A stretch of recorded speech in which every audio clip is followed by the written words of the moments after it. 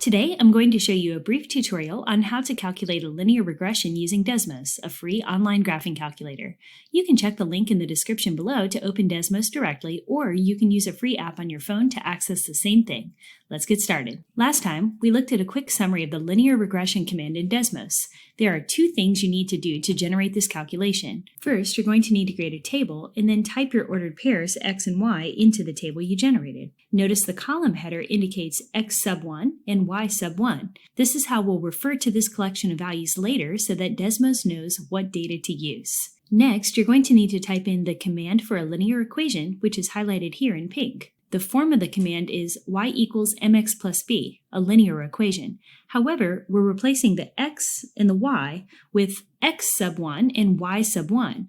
This is how we tell Desmos that we want to use data from the table with the columns x sub 1 and y sub 1. The second key item here is the replacement of the equal sign in the equation with the tilde. This is how Desmos knows that you want the calculator to generate the equation for you. Once you've entered your data table and the linear regression command, you will see the output appear automatically below. You will get statistics, which includes a correlation coefficient, r, and you'll get the parameters of your equation, m, which is the slope, and b, which is the y-intercept. Let's try out a couple of examples. I have two data tables here, so I'm going to focus on the left table first. I'm going to start by tapping the plus sign and selecting Table. Desmos will automatically set up a table with the columns labeled x1 and y1. I'll just transfer the entries from my paper into Desmos. Next, on line 2, I'm going to type the linear regression command. That will be y1 tilde m x1 plus b. Notice that my output is generated automatically. Let's assemble these parameters into a traditional linear equation. All right, I have y equals 1.55x plus 16.6.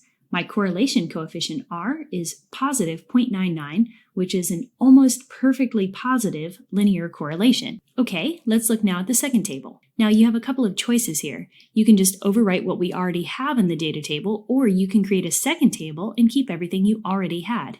This time, I'm just going to overwrite what we already had. Okay, you can see here that I just typed over the first table's data. And check it out. Desmos automatically updated the output for the linear regression as I was typing. That's very handy. Again, we put the parameters together and we get the equation for this dataset. This time we have y equals negative 5.73x plus 197.2. Our correlation coefficient r is negative 0.99, which is an almost perfectly linear negative correlation.